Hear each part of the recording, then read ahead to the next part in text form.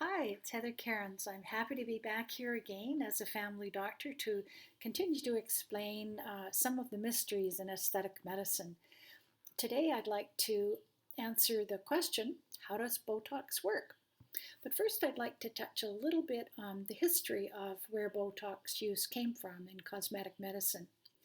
The history actually has a Vancouver connection, which I find really quite fascinating. In the 1980s, Dr. Jean Carruthers, who is still a practicing ophthalmologist in Vancouver, was using Botox to treat kind of the lazy eyes in children and that. It would weaken the muscle and straighten the eyes out and everything. And she and her husband had a lovely young receptionist who had quite a marked frown line. And this receptionist was constantly being asked, "Oh, have I offended you? You look angry." And so she asked Dr. Carruthers if the Botox works for the muscles around the eye, would it work for these muscles? And after reflection and careful consideration, Dr. Carruthers thought, why not? And so she injected her receptionist, wrote it up in a paper, and had it published. And that was in the 1980s, the first published use of Botox cosmetic, which I think is kind of cool. So Botox works by interrupting the message that the nerve sends to the muscle. So the muscle doesn't hear the message to contract, so it doesn't contract.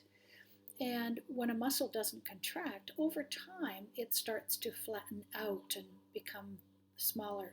I don't know if any of you have ever had the experience or seen someone who's had a cast on their arm for 6 weeks. When that cast is removed, the arm that has been casted is noticeably smaller than the one that hasn't been casted because that arm has not been used.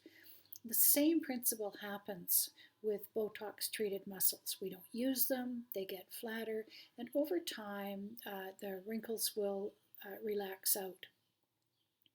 Now, the body is very, very smart, and what happens gradually over a period of 3 to 4 months, that the nerve grows new attachments to the muscle, and therefore the message starts getting through again. What you would see is the muscle starting to react and frown again.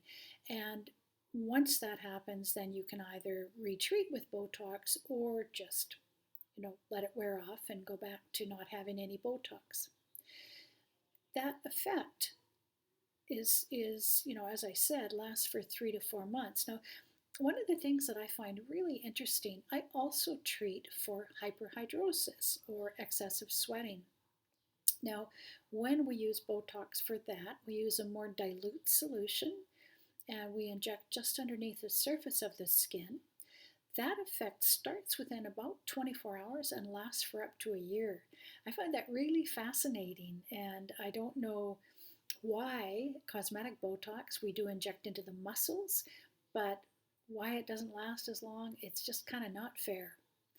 Anyway, I always enjoy talking to you. I love sharing my knowledge of aesthetic medicine. I love to demystify the whole process, and I look forward to seeing you again next week. Bye bye now.